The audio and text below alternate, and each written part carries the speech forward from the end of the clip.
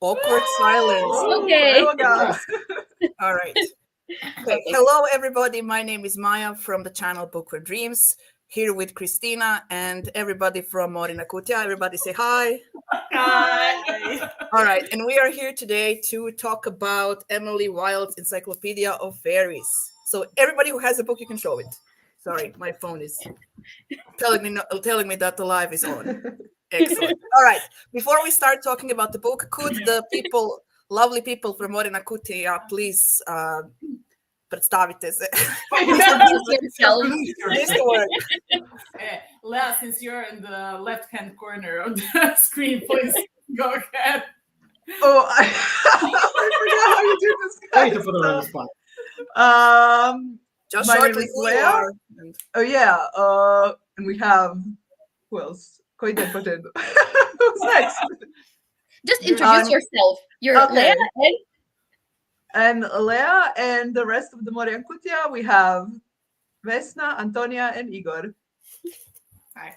We are editors at the online magazine for speculative fiction. That's why there's 4 of us. Yeah. We're not a village and we're not a cult. We're working on it. And Lea is our youngest junior editor. The newest addition to the editorial team. Yeah. So this is why we just dump stuff at her, like Lea, without telling anything to me beforehand.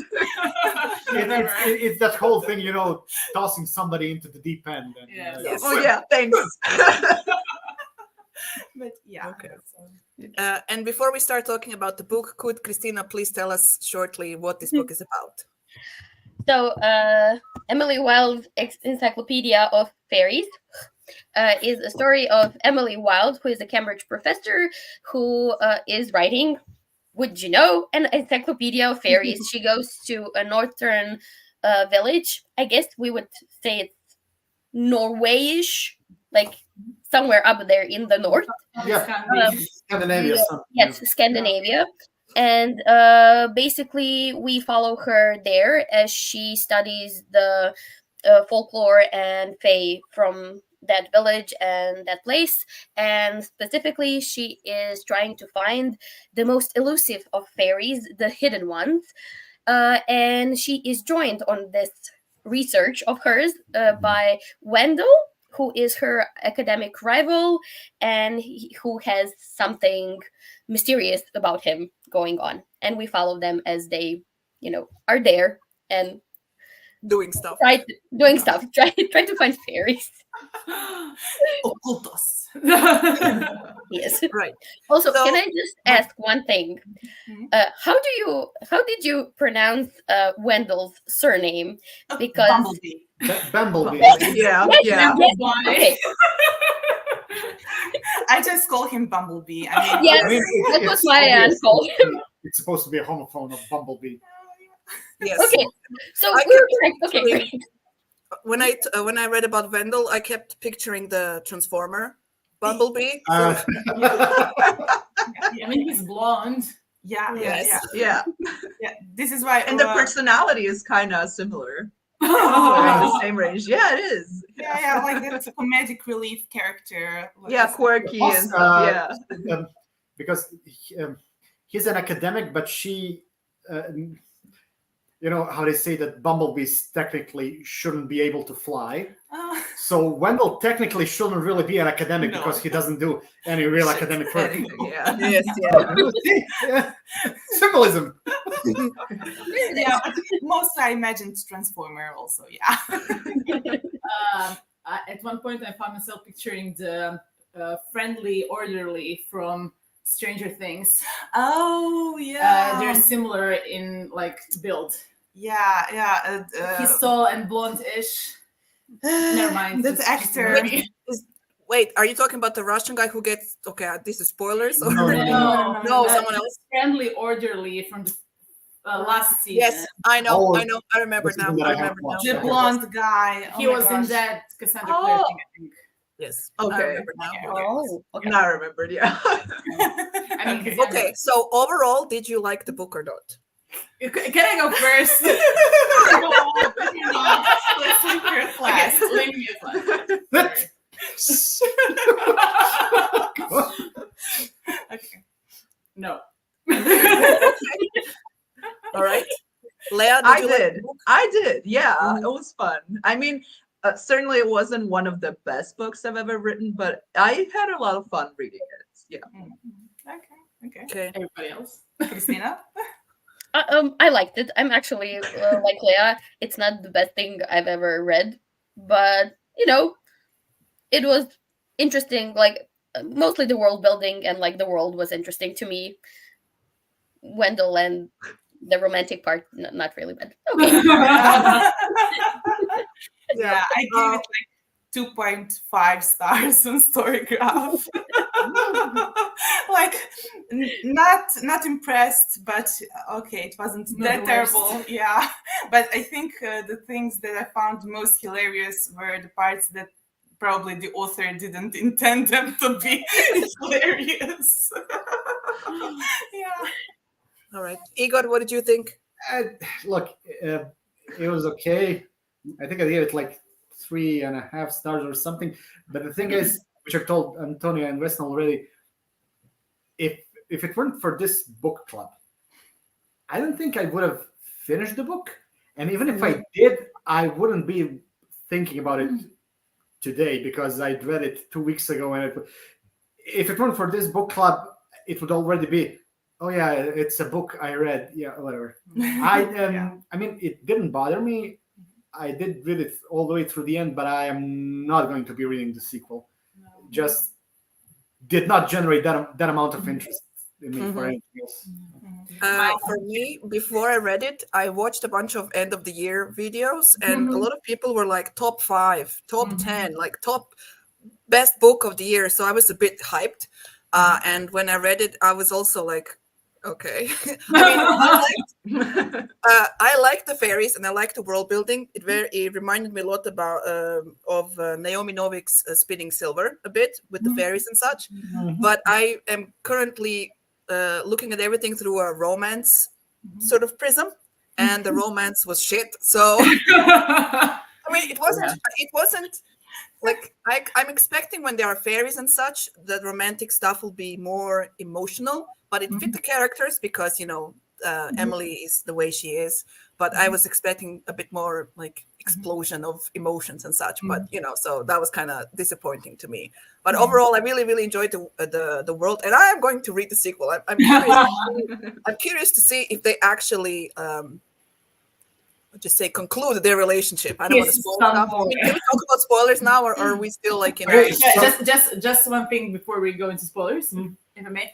I wouldn't have finished the book if not for the book club, and also I skimmed the second part of the book because So you basically skimmed the plot part. Yeah. I over it for 2.5 weeks. Doing everything else. I read 1.5 Katie Roberts and everything, and I just hated it so much, and I wasn't interested in it so much that I just wanted to see. I didn't want to come here with nothing to offer in terms of opinions, etc. That was so bad. I'm sorry. Here we support DNFing, so you could have DNF'd and then told us why you DNF'd it. So definitely with next reads, feel free to DNF and at the beginning, whatever, just to. Yeah, I've been thinking because I said I would have DNF'd it. I don't think I would have actually DNF'd it, but I would have started skimming way earlier, probably if it weren't for the book club. Yeah, while I liked it, I also agreed that the second half of the book didn't make any sense, and there was a lot of loopholes in it. I was like looking at it, and I was like, okay, so the first half of the book was really good, and I really liked it. I mean, it was slow paced, it was a little bit generic and stuff, but I liked it. And then the second half, just stuff happened, and that's it. And then it just ended. Yeah, it's what the two of them said. It was really confusing. Shouldn't set up. Like there should have been 60% of stuff that happens should have been at least foreshadowed or something. It should have been set up in the beginning so that we had a coherent plot. Because for me, it felt like a random plot generator. Like she wasn't really sure how to finish the novel or where to go with it. So she started to just pick random stuff for folklore, like let's put this and we finished that part. And let's now go and do this. And it was so very fast and rapid. And I felt she really didn't know where to go with the story. Yeah. And so, I don't know. Okay. That's my opinion. Are we going to go into spoilers now? Yes, we can go into spoilers. Just before we start, maybe the author thought she was writing a cozy fantasy, and then later on realized that maybe they would need to be some plot. And then she started adding all the fairy stuff in the. So what would you do with all the blood? Yeah, because this was basically Antonia made a great comment the other day. This is basically a horror story. Only a lot of people obviously can't read between the lines. No, I mean it's not really between the lines. I don't know. I have a feeling that maybe. It's the other way around. That is the publisher that pushes this cozy fantasy angle, because I saw their marketing. It's very it's cozy, and it's like I literally saw for the sequel cozy fairy vibes, which is when I lost it and I sent to Igor and Vesna how do you mean cozy fairy vibes? These fairies are literally eating people's faces and eating their souls. Very clean. Kidnapping their children. Yeah, what do they call it? The hollowed out girl. Yeah, it's way scarier than any physical damage experienced by any character. Yeah. There's varying people's skin, and so there's a lot of dark here, which I was surprised because when I started reading this, I really thought it will be what it said, cozy fantasy, and I was surprised by the dark stuff because I didn't really expect it. I liked it. This was the part of the books that I enjoyed very much: the atmospheric stuff, the fairy stuff, and the parts where she really went into the more darker aspects, because folklore is pretty dark, brutal, and bloody, and I enjoyed that parts very much. But I feel like each time she really gave us something interesting with that, she would pull back, and usually she would give some very cartoonish, goofy scene that felt like I was watching a cartoon more than reading a book. Because she goes, needs to be more whimsical now. Yes, that's what I said, the cozy fantasy beginning, and then everybody's selling their fantasy books as cozy fantasy now, and they say vibes, and basically are just putting anything that has sort of description of a minutia of a day, okay, I woke up, I did this, I did that, okay, that's cozy, that's it. Because it's that. It's okay, some of the people from the village are actually nice to her, so that's which makes me think that the average reader probably has a horrible life with nobody being nice to them. If this is cozy vibes enough, somebody being nice to some, yes. My God. I don't know. Anyway, are people okay? So I had a whiplash between these very adult and serious dark moments, and then suddenly we're in a cartoonish parts. And I don't have anything against whimsical and or comedic aspects. I like authors who are combining horror and comedy a lot, but here I just felt the tonal shift not really well balanced. So it was getting on my nerves, honestly. The thing, sorry to interrupt you. The thing that really threw me off was when Wendell tried to protect Emily in a few instances, and he goes berserk. This guy really starts killing everyone, and then Emily is just okay with it. There's okay.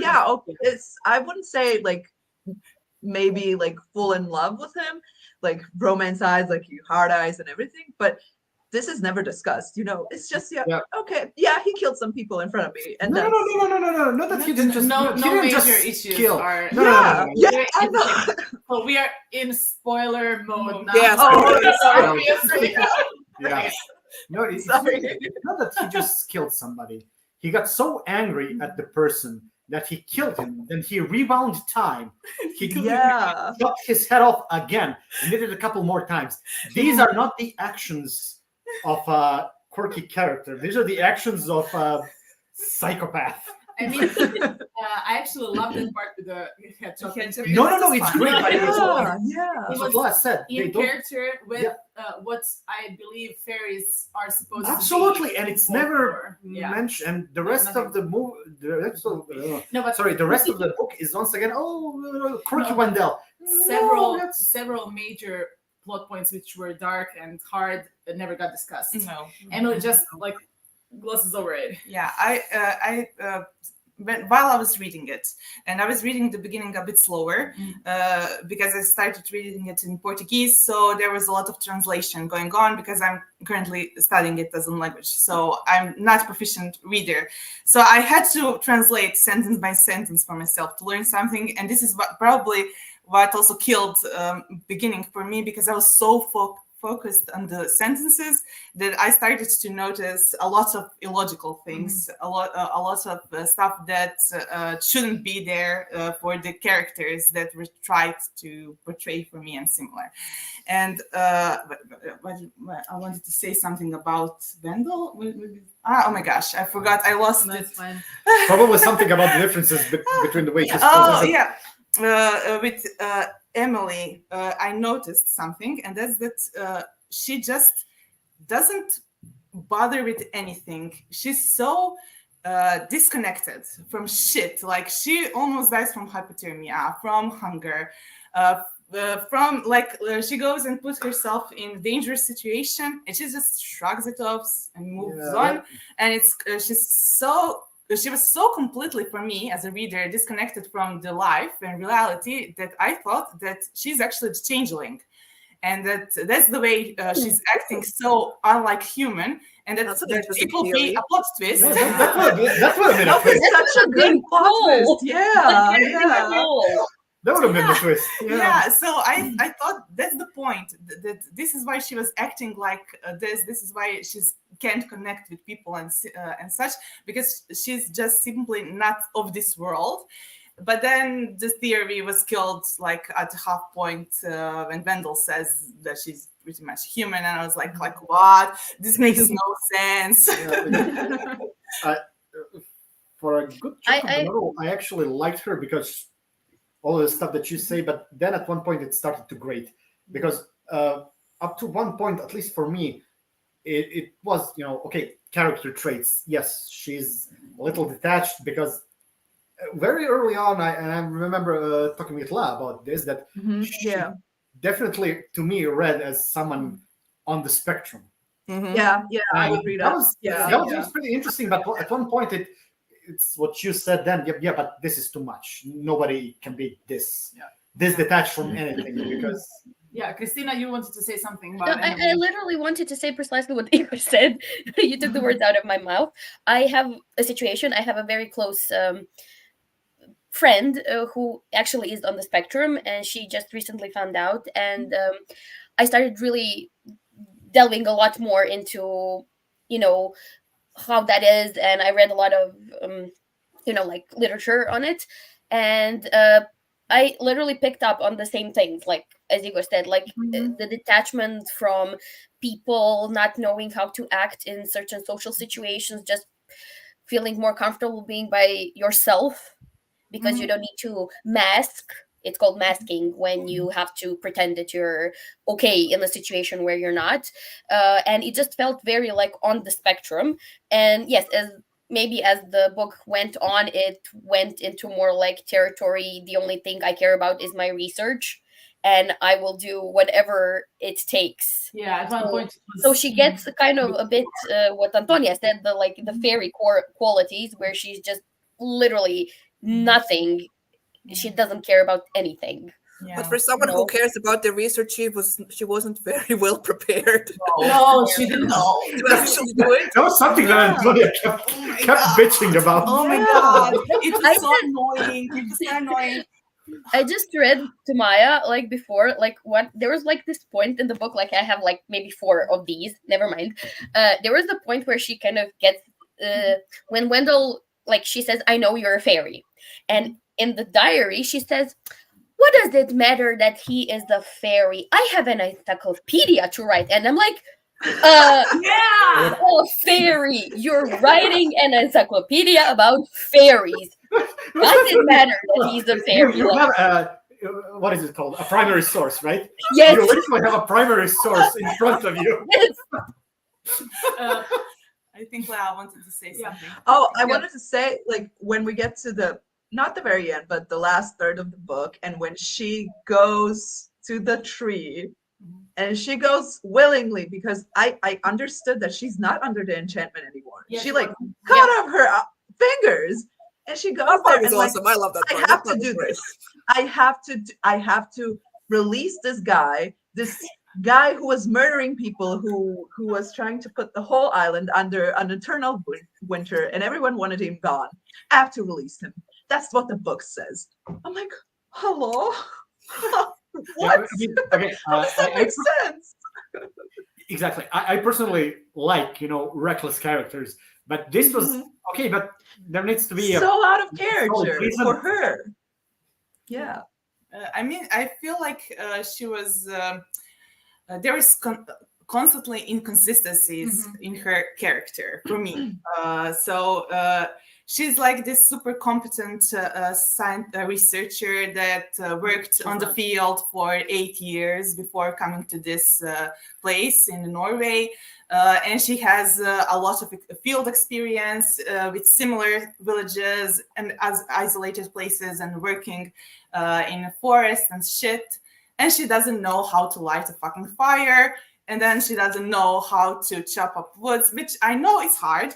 But still, someone who works so damn long in the field for 8 years, searching for fairies on the mountains, in the forests and woods and similar, and she doesn't know how to work fire. Especially because she's so critical of Bumblebee. Yes, because he that's travels cool. with Students. and he makes them do something, and she does her best to present herself as very self-sufficient. Yeah. These are the things that you would No. learn by what I say, learn by osmosis. Yeah. Simply because you didn't have a choice but not to learn. I don't expect her to be perfect. I don't expect her to be a lumberjack or something. but look, but to have No, but basic the lesbian has to be the one. look, the lesbian lumberjack was one of the best characters in the book. She was a lumberjack. That was a great character. But yeah, She probably also wears a flannel shirt and Yeah. like I honestly kept imagining that. Because she's an Instagram influencer. Of course. That one, the Canadian. Nicole Conan. Nicole Conan, I dude. kept seeing her in my head. yeah. So there's that part. Like she should know some basics to survive on her own, and she kept being portrayed at the beginning of the story as a complete incompetent fool that needs to be saved for the most basic shit. I mean, for survival. That annoyed me. That well, she doesn't understands how people work, the connections and social cues and conventions. But at some point, she understands this perfectly, and she's the one that explains Bumblebee how the villagers are acting, at what are they expecting, and shit like that. So what is it then? Does she understand or does she doesn't understand? Which one is it? Do you want to hear how she was marketed when people were talking about the book? So I read the summary and I watched an interview the author did with some YouTuber. So basically in the marketing on Goodreads, she is described as curmudgeonly.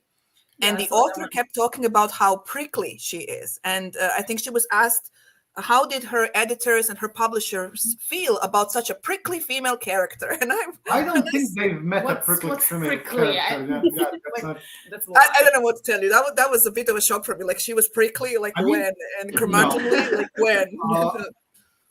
If we had her, if we could see her from the perspective of other characters, I think the word they would use would be detached. Or maybe rude. Maybe rude, but not rude. prickly. Prickly is something completely different. Curmudgeonly is something completely different. Something completely different. For me, rude definitely, because she. I think it will be. She is interesting as a character because I don't think we don't. The premise, the idea. Okay, Of the her. idea of Emily Wilde. Because we don't have a lot of this sort of narcissistic characters that are so focused on themselves and oblivious to others and disinterested in connecting with others and be presented as a main female character and not be a bad guy. Hero. Well, she's a really good. Gideon as well. Yeah. No. Anyways, No. She's not the Yeah, best. but Anyway, well, another story. There's not a lot of No, this it's kind not. of There's not. characters, and it will fit perfectly because she's English woman that is in a scientific field. So it would be an interesting aspects of her, Yeah. especially if the author would write her maybe on a spectrum and deal with it with, I would say, some respect, yeah, to that character. So I'm sort of sad that there wasn't more, I don't know, detailed approach towards her as a character. You see this as a wasted opportunity. Yeah, I see it as a wasted opportunity because I'm not sure how much the author was aware of the type of character she was creating and how much she ended up making her by the accident because for me, because she had like so little empathy, and I felt like this could have been utilized in the story and it could have said something about it and she could have maybe go somewhere with it, but it didn't. In the end, it wasn't. It was mostly shown like a quirky factor of her, but I don't think the lack of empathy is a quirkiness. I don't know. So I just do you want to comment? So we have a comment. I don't know if you can see it. Yeah. You can, You can also There you go. so everyone can see it. Everybody That's can my just boyfriend everywhere. yeah. Sorry, I didn't do that on purpose. Okay, so I had a major issue once Bumblebee started playing a bigger role in the book, somewhere around the 60% mark, because they were such opposites in a way which I saw as bad writing with Emily's character, because she was so empty, so unfinished as a character. Yeah, really. And he was so flamboyant, so awesome, so Charming. not necessarily just charming, but Funny. so complicated as a character. Yeah. That's And true. I saw that as maybe a bit of the author's internalized misogyny, internalized misogyny, because he was the male character. He was so interesting and everything, and she was just something of an audience stand-in for the female readers. I was going to mention something earlier, but which we spoke a lot about her now, when which made me see she's not that too cardboard cutout character. She's a But sketch. still, She's more of a sketch than I mean, a he's a caricature. Yeah, he's a But sketch. she's absent. They're on the opposite sides of spectrum, but they're both on the extremes. Yeah. And what I wanted to say earlier, when Antonia mentioned how she is really special, but also lacks these basic skills and competencies, until you said that, I completely forgot. You know what you actually described? The classic female YA female protagonist. Yeah. Also, Because she's Bella. really special. But she's a total klutz, She's a top-rate assassin, but she trips over walking on flat ground and stuff like that. So, Maya, you want some trivia about a YA? Oh yeah, she wrote a YA book. When I was watching the interview, she mentioned that she writes YA, and she mentioned middle the book, grade. even the darkest stars. And I was like, that sounds very familiar, and we had to check it on Goodreads. And I read that book Oh no! many Oh months no! ago. I think it was one of the first books I got from Fairy Loot when I got the box a million years ago, and I went to check out my rating for the book, and it was a typical YA fantasy where I think my biggest interest was because our main character has a twin sister, and I have a twin sister, so I was like, oh, this could be an interesting read. And they were climbing a mountain for some, I have no idea, but basically my rating was this book is not good because it's like it had YA tropes, like you have a mysterious male character who shows up and he's like, very knowledgeable, and oh dear god, he's the bad guy, and you know this from the first moment he appears, but the main character couldn't figure that one out until I think he basically threw her off the mountain or something. So yeah, I read her YA and it wasn't really all that good. So. Okay, actually, throwing off the mountain sounds interesting. I gotta say, it's like, yeah, enemy still ours. Jump. At one point, when Antonia Googled that she was a middle grade author, also it explained a lot of things to me. Us, yeah. Because one of my major issues also, apart from their disparate characters, was that she's not capable of being in nature. She's not, she goes somewhere 20 kilometers, I don't know, west, and she never tells anybody where she's going. She doesn't leave any note or something. And I come from a hiking family, and it's a big thing that you do, especially that you did in 1907 or 09, whatever the year was. Yeah, where there's no helicopter to look for you. Yeah, and also stuff no like that. cell phones. No cell phones, yeah. And Antonia also got caught that, what was it? The Croatia. Yeah, what did you say? You think it could probably could be Velvet because she mentions the fairies. It so. had to have Yeah, been that's what I thought too. Yes, Yeah. and you can't be like, what, 6 months or 8 months? She said that she was 6 months in Croatia. Doesn't specify where, but she says that she was helping a professor who was studying mountain fairies, which is why we all think it's Velvet. Yeah, but if she was in 6 months in Croatia on Velvet or any mountain, in or early 1900s, almost anywhere in Croatia, she would have been in a deep snow. Yeah. And that could have been such a surprise for her when she went to another place with a deep snow. And I was just, I don't know, this was the type of stuff that made me laugh. This is why I said that I found the book hilarious in the parts where author probably didn't intend to. Oh yeah, you said she probably like spun a wheel. Croatia sounds good. If she done the basic research, she would have seen those photos of those houses in Likan and Velebit that have like this far from the top of their roof. There's like a line with the year, because this is how high the snow was in 1867. Also, what were we called in 1907? We weren't Croatia. I'm going to. Austria-Hungary. This was Austria-Hungary. I mean, so I have very limited knowledge about history. History is not my strong subject. And I was like, wait a second. This doesn't make sense. I didn't think 1900s Croatia. Austria-Hungary. Okay, this is one of those things where do you remember when she talks to the lesbians, and they don't pass the Bechdel test because they talk about Wendell, and then one of them says, "So you're not an item." Yeah, I remember. Yes, I was so angry. It's 1900 something. Just please don't do that. It's 1900 something, and the only on-screen queer characters are shipping. Yeah, also that the main characters. The term item. You're an item. Okay. Yeah. That doesn't come along until I don't know, like in the last 40 years maybe, like an item, a pair. You don't tell people. No, I thought it was an older expression. No.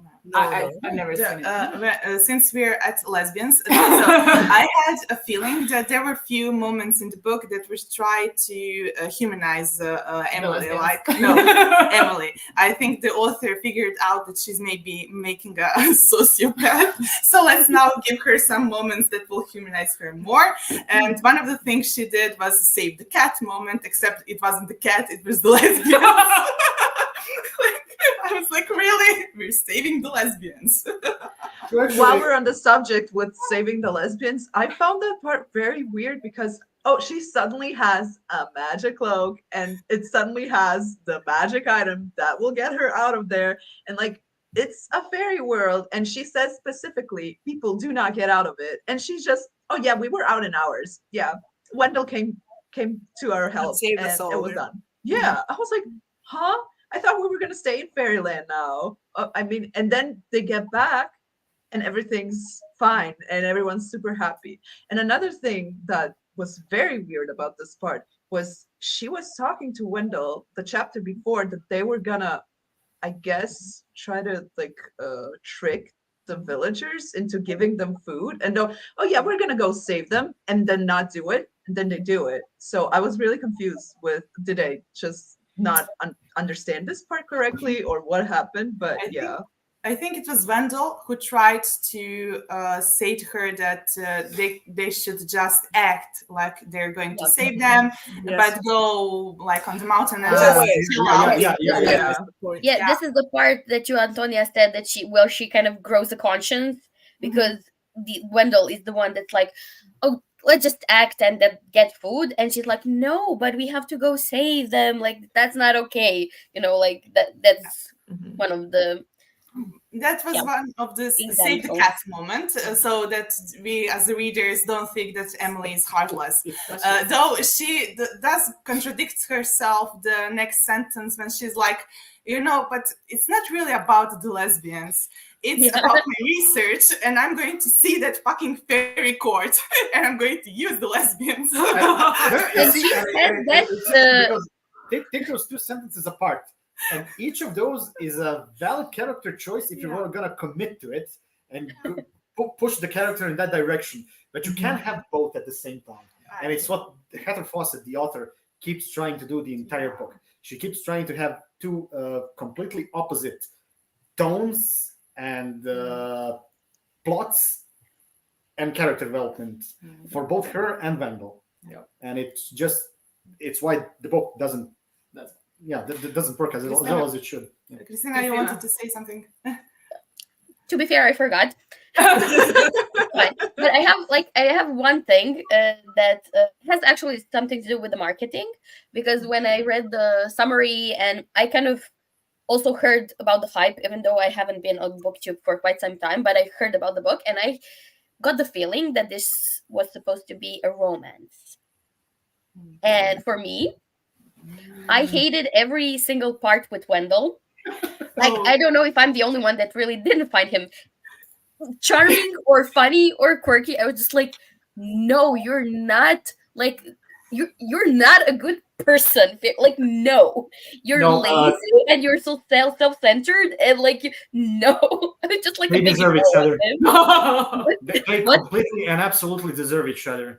Because if the two of them are together, nobody is gonna survive. No. If the two of them are together, nobody's gonna make the mistake of their lives and trying to date either her or him. It's save the dating pool by removing yourself from it by becoming a couple. Yeah, but what I actually wanted to say is, like, I can't believe the two of them together. Like, it just, Vesna, you said they're like so completely different. Like, I get the whole opposites attract trope, but like, no, this is just like, I felt like they're better off as friends if we really want to have them like have a relationship, just friends. The kind of, I mean, Emily doesn't respect him at all, and I just can't, like, I can't imagine somebody falling in love with somebody else that you just don't respect a large part of their life, like, at all. She's that's why I want to read the sequel to figure out, to see what happens with them, to see if they actually get married by the end of the second book or whatnot. So Antonia had a theory early on when he appeared on screen that maybe he's bound to her words and to her will, that whatever she says he has to do because he's acting like it a lot of the time early on. I mean, maybe it's just my genre expectations, but I mean, one of the problems with that I have with the book is because I love folklore and fairy tales and folkloristic research and such. So I saw a lot of it bad with that aspect too. But there was a sentence that he says something several times. Several times, but there was one that really pinged me. Something as like "as you wish." Something. Yes, It's usually it's usually used also in romance to like highlight the feelings of a character. But since he's a fairy and we are reading the fairy book, I kept thinking, what if something happened when they met? And she did something and didn't notice that binded him to her. Yeah. And I feel like that could have been an interesting angle. I would have loved it because it would have been problematic. Yeah. And for her not to even know it, like they immediately got in some kind of a contract, and she didn't know that because at the time she didn't know that he was a fairy. It was like a lot of little things that added up for her. But I'm pretty sure that in the moment that she met him, she didn't immediately know. So that she could have made something in their interaction that made him bound to her as a character. But maybe there's also just me not understanding why would anyone be interested in Emily because she seems a bit boring, like a lot. Maya, you mentioned romantic side and hating it early on in the video. Can you elaborate on that? Because I would really, really like to see your perspective as a fellow romance reader. Well, first I want to just mention something. I just want to answer this Antonia's theory. Like, I think it would have been more interesting when she started suspecting that Wendell was a fairy, that she would try to trap him, like, intentionally. And that would be, I think, more interesting than like her bumbling into having a fairy servant. So yeah, now to the romance part. Well, that whole love confession, it fits with the characters. Like he was like, "Well, I love you," and she was like, "Okay," and it wasn't like a reaction to it. She was like, "All right, now what?" And he was like, "Well, I want to marry you and whatnot," and it fit with the characters, but I felt it a bit.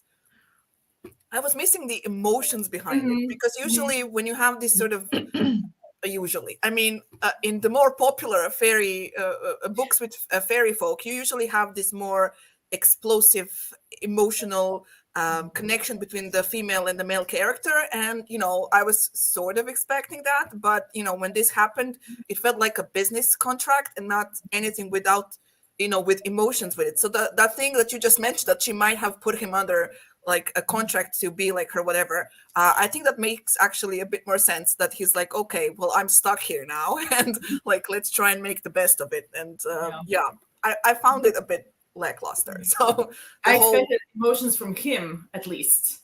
Yes. He was so devoted to her and everything, but nothing happened. I mean, no reaction. It's stupid to sort of, as Igor mentioned before, when he goes psychotic and kills people, and then it's stupid to sort of read like deep love, true love emotions from those sorts of actions, because that's not normal. Let me show you how much I love you or how much I care about you by killing a bunch of other fairies and such. Well, there's whole subgenres focusing on it. But fine, but that's dark romance, and there's a lot of there is but in that case, there needs to be an entire different book around that. Actually. Yeah. You can't just have. Leah, did we talk over you? Maya and I just. Oh no! I was waiting my turn, and I wanted to say that I didn't want to interrupt anyone, and I do agree with both Maya and you, Vesna, about the romance part. I am going to out yourself. Out myself that at the beginning of the book, I really did like the romance. And the characters are flawed and there's a lot of things that could have been in a way be written better about them. But I like slow-paced romance, and I was like, oh my god, okay, I can see it happening. It's obvious they both like each other. Okay, but maybe Emily is a little bit she can't perceive that, she doesn't know that, she can't recognize those feelings, and I found that really cool. And then I think there was a scene where when Wendell gets hurt because she hurts him, and then she's suddenly, touching his hair and suddenly thinking about, oh my god, okay, yeah, and I was like, and she's suddenly thinking about, oh my god, like maybe, I don't know, she knows she's attracted to him, and we see this romance developing, but it stops at this point, and then we just jump over to the proposal, which is out of the blue. It is in their characters, but I was like, it was such a, I don't know, I like the slow pace, and I like the little bits of physical affection between them, just the hand touching, the hair touching, just something the other one wouldn't completely perceive. And then the proposal, and I'm like, you ruined this entire thing. I was kicking my legs in my bed, like reading this, and I was like, okay, this is gonna go good. And then it just like it was ruined completely for me with that proposal. Yeah. I didn't mind the proposal because of the historical aspect. Yeah. If he were human, it would have made sense. With him being non-human, doesn't. But since it's like the beginning of the 20th century, it can work in that way for me as a historical romance reader / fan. The thing I hated was the hair touching. I think he was unconscious. That was like, I'm very physically affectionate with people, but that was like such a... It was a little bit creepy. It was a little bit creepy. Yeah. Edward Cullen, it was problematic, but in the wrong way. Yeah. It was also out of character for her. Just true. after she almost chopped his hand off. Yeah. So she first does a bodily harm. then she's acting a bit creepy. Flirting. Anyway, Leah, maybe we were sort of spoiled with Love Confessions because we watched Pride and Prejudice with Keira Knightley and what's his name, McFadden something. And he basically like yells at her like, "Oh no! Even though you suck, I love you." I mean, your family sucks, not you. I would say there's a lot more. I don't know. I missed more instances where they both show affection in some way. It doesn't have to be physical. It has to do with something like they say or something. And I think Fawcett was on the right way, thinking like showing us these small instances where they both show affection. Like he starts mending her clothes, and she starts somehow like also extending her help to him. And I saw it, but then it all got ruined because I think she focused too much about the romance instead, like the end result, instead of just what is happening. The journey, Yeah. And I'm more for a journey. I'm a journey kind of girl. Like, give me one kiss at the end, and I'm like, great. But make it good. Like, make me invested in it. Yeah. Yes. I can't do slow burn. I'm really sorry. I mean, I'm not. No, I'm all for slow burn. I'm also for slow burn. Yeah. I like slow burn if there's angst. I like slow burn if there's angst. Oh yeah. There's not angst, That okay, too. Come on, like get it together. There's so. Yeah. I also, the proposal thing was a bit like surprising, especially because at that point they were both, let's say, I had a feeling they're both like, she's hiding her feelings more than him. Like he goes really open, but she doesn't read it or doesn't want to read into his actions a lot. And then suddenly we just had the cards on the table moment at the most random time. It was random. It was just like, okay, so now we have a time for a love confession. Like, what? Like, did she have a certain percentage written somewhere? Probably. By this point, this needs to happen. So by this point, he needs to have a love confession. Like, let's do that. I wasn't at all surprised at the love confession, but simply because of this. When I started reading, and as soon as she mentions Wendell Bumblebee, the way she talks about him, I immediately realized, I know where this is going. But the problem... I didn't. Oh, no, not just that I knew, but as I was reading all of these problems that you mentioned, all of this stuff that is missing, absolutely is missing. but it's just one of the symptoms of a greater problem in fiction today, which is what Heather Fawcett does, is because she wants to have this romance between the two of them, but she either doesn't want to do the actual work, or she doesn't know how to do it. So she just thinks she needs to set up the two of them, make it pretty obvious from the point, yeah, these two are gonna end up together. Fine, I see what's happening here. It's the whole belligerent sexual tension. He's annoying. He's obsessed with her, but he doesn't know how to express it. Blah blah blah. And we're building up to it, but she is leaving a lot of the work to the reader because we know this trope, so yeah, of course we're gonna fill in the blanks. Basically, I'm gonna fill in the blanks. I'm not gonna even get. She doesn't have to do too much because she just needs to show me a couple of things, and I'm gonna put the entire picture together for her, which is something I really dislike in general in fiction in the past couple of years, especially when it comes to relationships, not only romance relationships, but relationships generally between people. It's what we've talked about, they're enemies. No, they had one argument. Yes. Yeah. Don't tell me, these two are enemies. Show me that they're enemies. So by the point that the love confession and the proposal happened, I was like, yeah, this what Antonia said. Absolutely. This is one of the checkpoints that she absolutely has to show on screen because it's expected, but the build-up, absolutely. And what you said about Pride and Prejudice, that's like comparing me to an Olympic gymnast. That's really Yeah.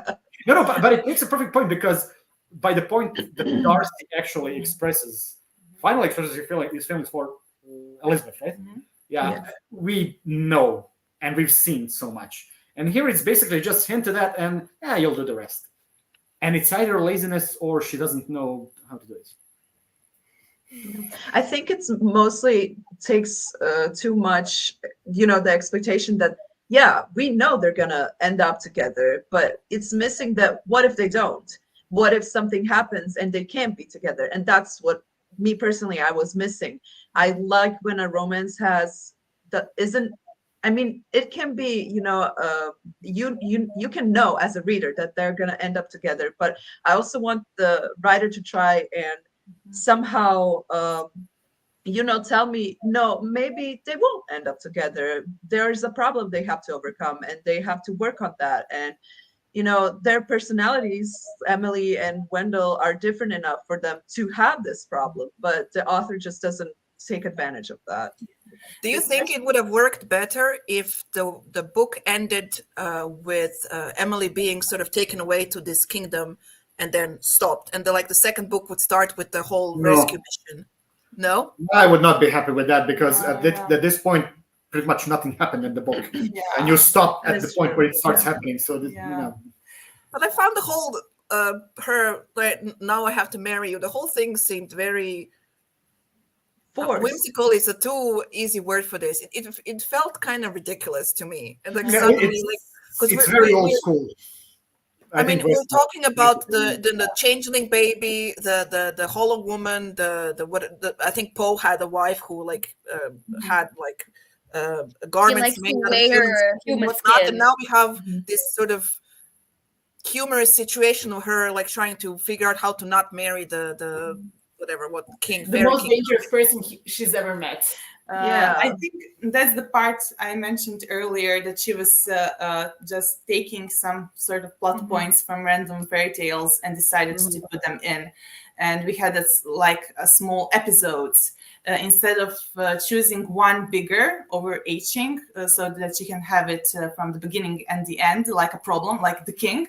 King seemed like a huge thing, and we could have deal with him or the court on the hidden ones on the frozen lake. That could have been the main. It doesn't matter. It just felt like she was picking this random stuff, putting them in the book, not properly setting any of it. She would usually like give us a hint and then immediately went to the plot. Like I was ranting to us and like I was expecting more of a fairy tales since she's a researcher and she needs to record folk tales from the place because that's part of her job. And at the beginning, she doesn't bother with it. Like she doesn't try to talk with villagers, doesn't try to record their tales. And at like a midway point, she gets dumped in her lap a whole bunch of stories, and the author gives us the three stories one after the other, instead of giving us a little pieces of the story before, like first story at the beginning, then few chapters and second, and so on, so that we as readers can try and figure out like how these fairies work in this village through these stories that she could have recorded. And like we have three stories immediately, one after the other. Then we have the explanations of the stories, and then we have like immediately the tree from the two of the stories, like a plot point.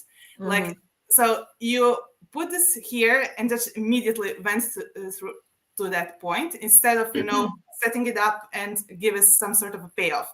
It's similar with the king that she suddenly needs to marry. It happened right after Vandal proposed to her. So Vandal proposes to her, she refuses him, and then the next plot thing is her needing to marry a fairy king.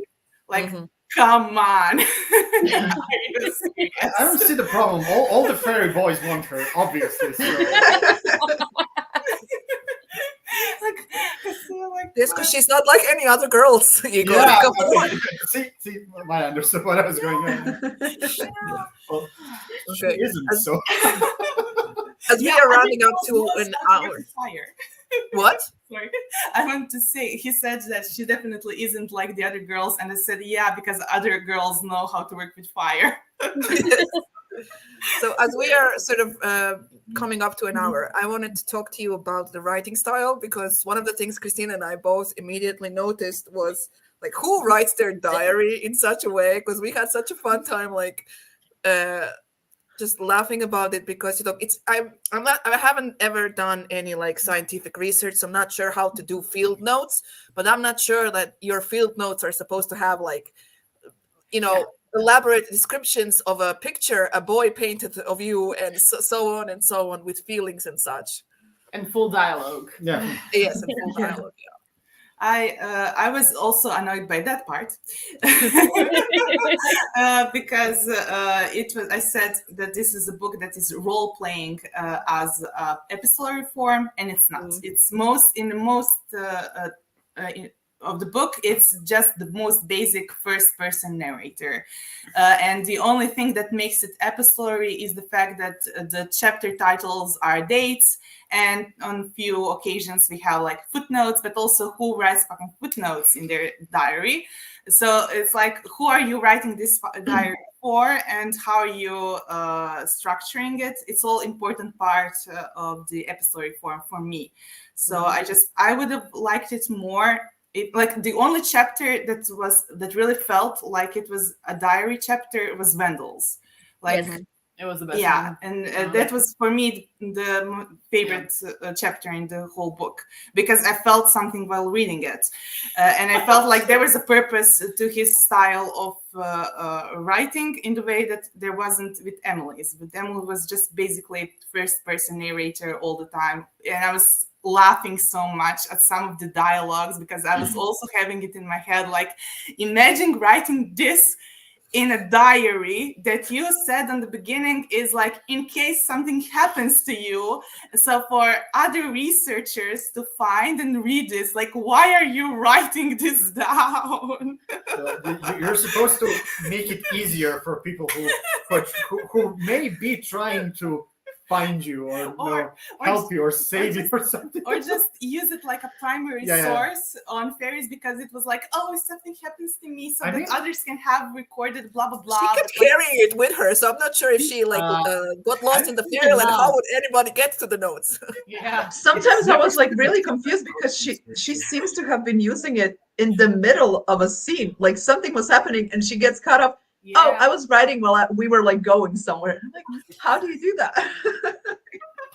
Yeah, so I think it would have been better for me. It would have worked better if it was just a first-person pub with some of the chapters maybe being like parts from her diary or Vendel's notes or something. Because I don't know, it may feel nitpicky, but as a reader, I like when authors plays with narration and with the forms of novel and structures. So I was so disappointed. And we actually filmed before this live a whole podcast episodes about epistolary form, inspired by Emily. And our experience. Yeah, and experience. It's pretty much what she talked about, and then we went into a bit more detail. Yeah. I mean, we use it as just one of the examples. We didn't do an entire episode. But it was an example of how it can be done badly, because I really feel like you can do so much with it, with the style of a diary or notes or and this was just like she barely tried, and as a reader I felt it was lazy writing. And I don't understand why her editor didn't say to her, like, listen, this reads like first-person poem. Just remove the dates and the few mentions that you're writing it. Just remove it. Nothing would be lost. If she removed these references, she could have kept footnotes, because like Pratchett used footnotes with the sort of in story, and nobody thought that characters are writing these footnotes. So it's done. We understand that sometimes footnotes can be a part of the story, but like just remove the dates and these few references, and it will all be the same. Like the same. I don't know. I mean, I really enjoy epistolary form. One of my favorite books are in that form, and I really like it. And I was like, with this, I was like, no, no, like how no, because I've read books where we actually get like actual letters, like SMS messages. That was a long time ago, but whatever. But like I remembered. Oh my God, Maya, what was the letters? No, the Algernon book. Yeah, It was also written as a diary, and it never felt like this is weird that this is a diary. It went with the narration, like you said, Antonio, like the narration, everything had a point, and this was just like, okay, you have a date there. Good. Okay. So yeah, I totally agree. I hated that. That was like one of the first things I said to Maya, like, Maya, why is this a diary? This is not a diary. Like, no. Okay, I'm glad, because I thought that I was just nitpicky. No. But while we were filming the episode, you, Vesna, said that this is first person, and then she just stuck a date at the top of each chapter. And Okay, like a mutual. Yeah, it's the thing. Like I said, it's what I said. Technically, it's epistolary. But the barest minimum, the barest minimum required to earn the moniker epistolary. And Maya, what did you say? Did you say that somebody thought that it wasn't a diary, but the actual encyclopedia? Yeah, I don't know. It was in the interview. No, it wasn't in the interview, because in the interview, I think the author mentioned that she had a couple of pages of the encyclopedia on her somewhere, on her webpage or somewhere, where you can check them out. But somebody was talking about the book and said, "Oh, I was confused. I watched another live show about the book, and someone was confused whether the book they were reading. So if this was the actual encyclopedia or not." And I'm like, it says at the beginning it's a diary. Like, I don't understand how you were confused. There weren't any like entries about. Maybe the person never actually saw what I meant. An encyclopedia. Yeah, that's what I thought. Like, have you ever opened an encyclopedia and saw how it looks like? Maybe that would have been actually an interesting, like twist. Like with the entries. I don't know how the story through the entries. Yeah.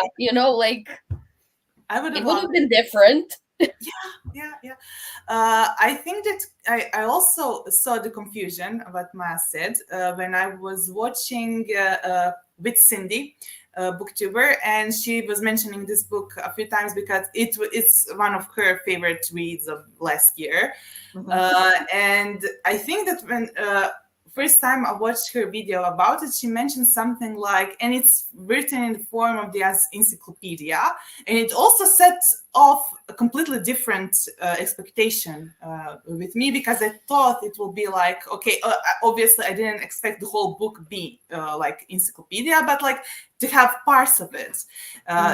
and that it's the reason why Cindy mentioned specifically, and it's written like Encyclopaedia. Maybe she wanted to say like, I don't know, research for, I don't know. Maybe I misunderstood, but I know that it also set off my expectations a bit differently. So when I started reading this, I mean, I had a hint that I wouldn't probably be audience for this book. With the cover. Yeah. I'm also a bit disappointed why there is not a hint on the cover that the setting is winter and it's really, it looks like this springy like cover. It's Wendell's. It's Wendell's like world. The green and like Disney princess moment. But yeah, we're dealing with winter fairies, with literally ice fairies and such. And unimportant, but yeah, I had a feeling with the way that the book was marketed, the cover, and with the cozy fantasy, that I probably wouldn't like it. But still, when I started reading it, it had an interesting setting. It had an interesting premise. Yeah, and it was nicely written. I also liked the sentence to sentence style. I really liked it. Yeah, so my expectations from nowhere suddenly got up higher, but the more I read, the more it was like, are you kidding me? Like, what the fuck? But yeah, so that was most of that. Okay, we are currently an hour and 5 minutes in. So maybe we should wrap it up. So, Maya, I hope when you do read the sequel that you make a video of it. Yeah, I know you will. I'm really looking forward to hearing what the fuck. I'll record a giant voice note and just share it with you all. This is what you missed. Yes. All right. Anybody want to share some general thoughts at the end of this show, or have you said everything you wanted to say about the book?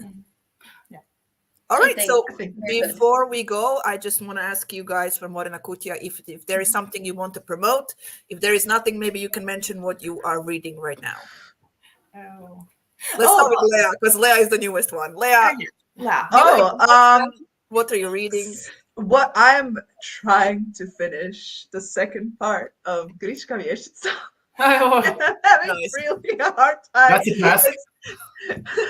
It's a good, I mean, it's a good book, but it's very repetitive and I really want to finish it, but I also zone. But I want to stay consistent. And I don't know, do you guys want to announce something? Yes. Okay, Ooh, so go ahead. I'll give you the honors.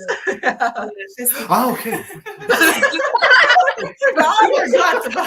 No, it's like Kick him out. things that are happening. I'm like, which one are we announcing? Actually? So many things. But the most recent, the nearest upcoming. The nearest upcoming, yes, is the newest issue of Morina Kutija that is going to come out literally next Friday. Oh, great. We didn't. Anyway, it will have like 26 works, so mix with short stories and comics. Short comics in Croatian, English. Yeah, in Croatian and in English and Serbian. So diverse number and writers and illustrators in this issue. Yes. A lot of stuff, a lot of words. And it's gonna be totally awesome. And there was this is the first issue with a lot of comics. Mm-hmm. This time we got a lot of them, and a lot of it ended up in the issue, so I'm really glad that we are getting to the comic artist community in Croatia. Yeah, and the first issue with a foreign author, as in not ex-Yugoslavia, but like with American author who is of Croatian descent. Yeah. It's still a step forward. Yeah. I mean, so that's like I'm glad that we're like getting out of these borders, let's say, like that. Excellent. So what are you reading? Currently nothing, because I didn't have time. Literally. But I am planning to take the sequel to The Unbroken because it's waiting me. It waited for me to finish Emily Wilde, and now I can go to sort of a high fantasy inspired by South Africa, North Africa, and French. Occupation, yeah. That has a jock, not a jock, but like a woman buff, A muscle woman with a sword. Yeah, a muscle woman with a sword. So There's an audience for that, definitely. Who can chop wood? And she can probably chop wood. She doesn't need it, but she could probably do it. Yeah, so that's waiting for me now. What about you, Victor? I didn't have the time to start reading anything today, but yesterday I finished. One of you read or is reading the Books of Babel by Josiah Bancroft. We both We read read them. the first Yeah. one. So I just finished reading The Hot King yesterday. That's the Okay. third one. So I'm Okay. yeah. And actually, before that, I finished reading. I read the second book of the Grey Bastard series by Jonathan French, which is literally something I saw in one of your videos. I don't know That was which me. one. That was me. Okay. So you reading? I'm reading the first Sabine Valley Able by Katie Robert, which was very weird because you have Emily Wilde in one basket and then you have like full-on erotica in the other, and I switched between the two. It was hard. Talk about tonal whiplash. Yeah, I think it was like self-care after Emily. And you too? Yes, you too. Christina, you first. I'm currently rereading books. I am rereading Gideon the Ninth because Vesna hyped it so much that I wanted to see if I was just in the wrong place in my head when I read it the first time, because I read it on audio and I couldn't. I don't know. And yet I felt it was wrongly marketed and everything. And I started rereading it because I want to see if it was just like wrong place, wrong time, wrong everything. So that.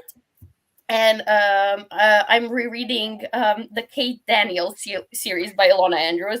That's a buddy read with Maya. She suggested we reread the entire 10 books this year. So, yeah. I'm currently not reading anything because I sort of burnt myself out last weekend. I was participating in the final book support group readathon, and I read two books that were over 400 pages in a weekend. So one on Saturday and one on Sunday. And my brain is putting itself back together by watching nature documentaries on Netflix. So I'm currently not reading anything. I'm watching stuff about dinosaurs. That's basically what I've been doing. Sounds like a serious brain damage. What can I tell you? I pushed 800 myself. pages in 48 hours. That's impressive. A lot. That's a lot. That is a lot. And I haven't done that since I think when I first started reading the Stormlight Archive by Brandon Sanderson. And I would use that there was a readathon that's not happening anymore called Tom Topple. And he would give you 2 weeks to read a bunch of tomes, which are books over 500 pages. And Sanderson writes 1,000-page books. So I would try to read one in a week, and it was just awful. I mean, the books were great, but the experience was very those books are not really meant to be consumed that volume. Yes, I do realize that now, that I'm supposed to. I think I haven't read the last one, Rhythm of War. And I was like, too much time has passed. I have to reread everything. That But one is don't actually reread shorter everything than to the get third this. one, if you wouldn't believe it. At least my version of it. So, but yeah, those are.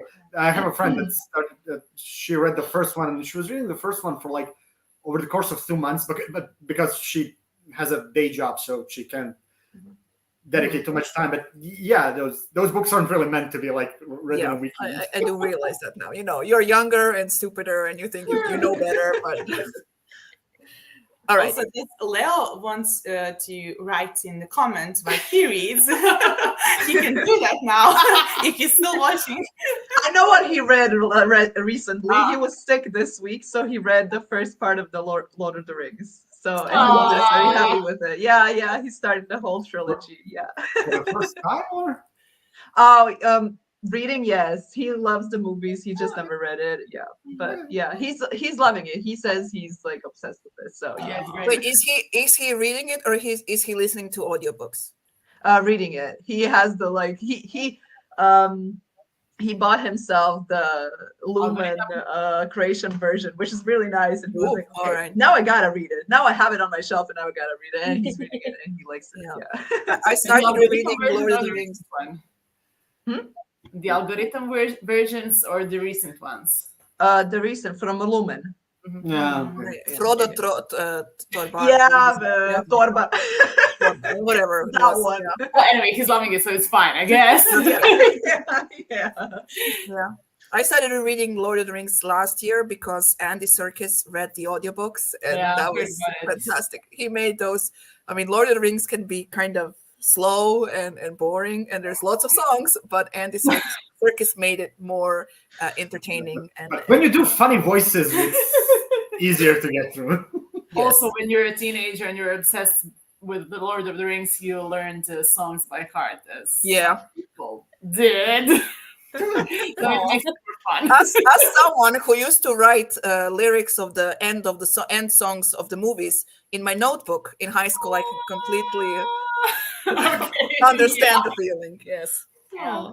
All right. So can we end this? Yes. Yes. All right. Thank you for everything and for Yeah. the book. Yeah. Oh, We're sorry. No, it's fine.